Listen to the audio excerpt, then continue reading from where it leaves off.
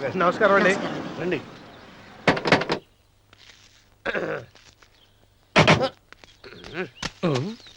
ఏంట్రా అన్నవరం ఫోజిచ్చి నిలబడ్డావు. అరటిగా లోపల తీసుకురా. నేను తీసుకురానండి. ఏ నన్ను తీసుకెళ్ళమంటావా? మీరు తీసుకెళ్తారు, లోపల పెట్టుకుంటారు, మీ ఇష్టం. ఏమైందిరా నీకు? ఏమైందంటారేంటండి? లోపల నా గుండెలకు వస్తున్న ఎంకం ఉందండి. అది నన్ను ఎంత మోసం తెచ్చిందో తెలుసా అండి? అయ్యయ్యయ్యయ్యో. ఆ విషయం నేనే మర్చిపోయాను. ఒరే అన్నవరం, తమరు మాత్రం వెంకమ్మను మోసం చేయలే? నేనే మోసం చేశానమ్మా. అదేనమ్మా, 100 ఎకరాల పొలం ఉంది, 200 ఎకరాల పొలం ఉంది అని చెప్పావు కదా. అందుకని నోరు మూసుకుని లోపలికొచ్చి వెంకమ్మ నాకంటే ముందు నువ్వు పెళ్లి చేసుకో. ఆ తర్వాత రుక్మిణి నేను పెళ్లి చేసుకుంటా. అరటిగా తీసుకురా. నేను రాను. మీరని చెప్పినా నేను రాను. రావా? రాను. అయితే రామన్న చౌదరి గారికి చెబుతా. వద్దు వద్దయ్యో. అమ్మా తీసుకురా. నమస్కారం అండి. బాబు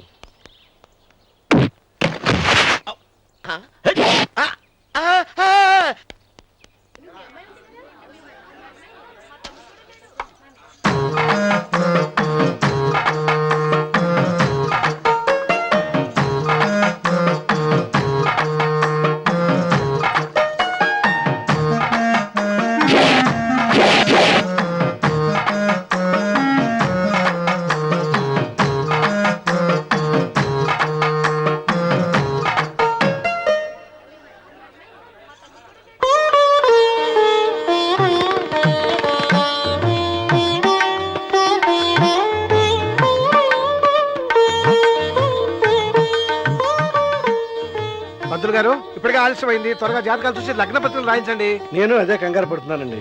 ఇప్పటికే ఆలస్యం అయిపోయింది, మంచి ముహూర్తం దాటిపోతుందేమోనని. మీరు మాత్రం ఏం చేస్తారండి? మీ ఊరు నుంచి బయలుదేరి రావాలంటే ఒకవైపు కొండ, ఇంకోవైపు చెరువు, మధ్యలో ఆలయం. ఆలయం లేకపోతే సమయానికి వచ్చి ఉండేవాళ్ళుగా.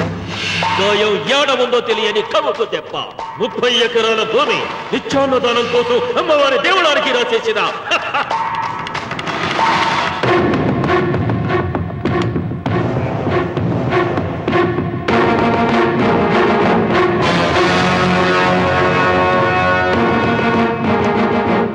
బావగారు ఏదో ఆలోచిస్తున్నారు. లాంఛనాలు ఏమన్నా కావాలంటే చెప్పమనండి. ఏమిట్రా ఇంకా ఆలోచిస్తున్నావు? రావుడు, వాళ్ళంతా కంగారు పడుతున్నారు. శుభం.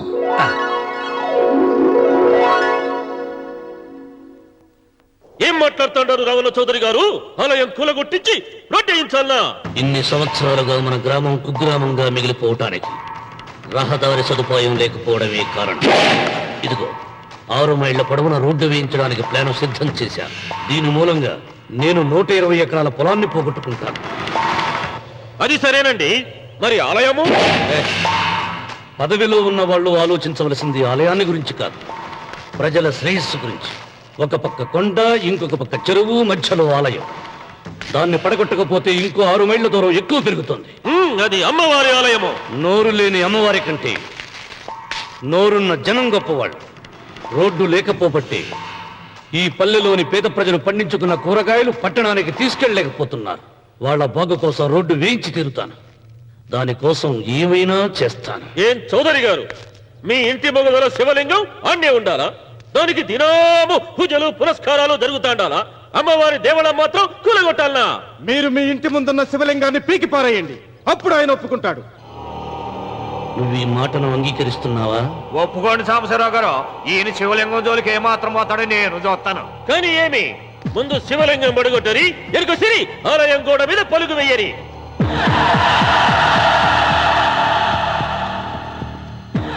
ముందుకేసిన అడుగు వెనక్కి తీసి అలవాటు ఈ రామన్నకు లేదు. నేను మడమ తిప్పను. మీరు మాట తప్పితే మరణహోమమే.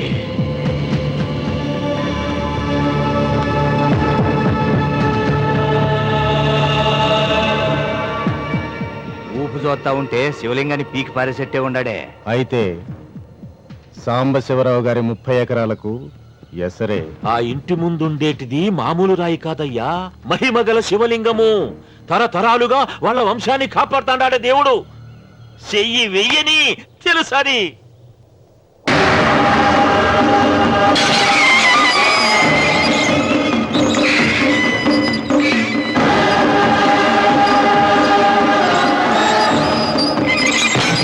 త్వరగా పైన అయ్యగారు వీధి గుమ్మం నుంచి వస్తున్నారమ్మా. వీధి గుమ్మం నుంచి వస్తున్నారు. ఏయ్, ఆ నల్లరాయిని పెకిలించండి.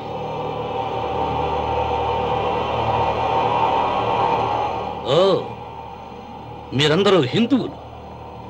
మీకు కళ్ళు పోతాయి, మీ జీవితాలు కుళ్ళిపోతాయి. అన్వర్, అయ్యా, ముస్లిం అయినా హిందూ అయినా దేవుడు దేవుడే. నేను ఈ పాపం చేయలేను. పాపం? దేవుడి ముందు చేతులు కట్టుకుని నిలబడటమే శాపం రా. నేనే పెకలిస్తాను. ఏమండి? ఏమండి? ఏమండి? వద్దండి. ఏమండి? ఏమండి? నా మాట వినండి. సీత! వద్దండి.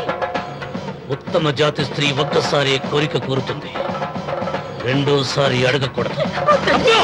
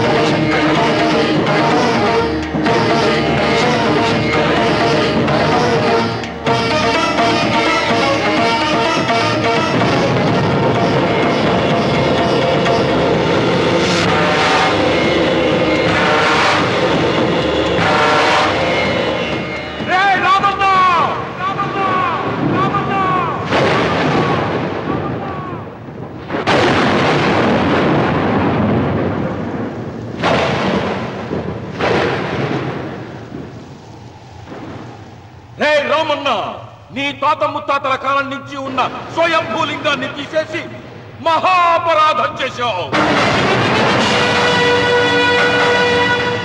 ఏ ఈశ్వరుడు నీ కుటుంబాన్ని వంశాన్ని మూడు కళ్ళతో చల్లగా చూస్తున్నాడో ఆ శివుడికి నువ్వు కోపం తెప్పించావు. బాధ వేయించడానికి నువ్వే వడివిరా. భగవంతుడే వేయిస్తాడు. అమ్మవారి ఆలయాన్ని నువ్వు తాకలేవు. మళ్ళీ శివరాత్రి నాటికి నీ స్వహస్తాలతో నువ్వు ఆ స్వయంభూలింగాన్ని తీసుకొచ్చి యథాస్థానంలో ప్రతిష్ఠించకపోతే నీ వంశం నిర్వంశమైపోతుంది.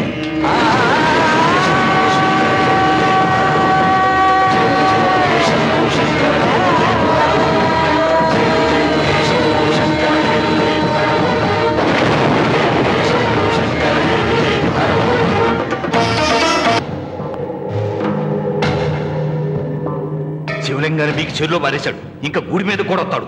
ఎక్కడొస్తాడు? జటాధర స్వామి శపించాడు కదా, జారిపోయి ఉంటాడు. రామున్న మొండివాడు పాపారావు. శాపాలకు తాపాలకు లొంగిటోడు కాదు, వస్తాడు. అతను వచ్చే లోపే పొలం ఆక్రమించుకోకుండా దేవళం కూలగొట్టకుండా ఏదో ఆలోచించాలా.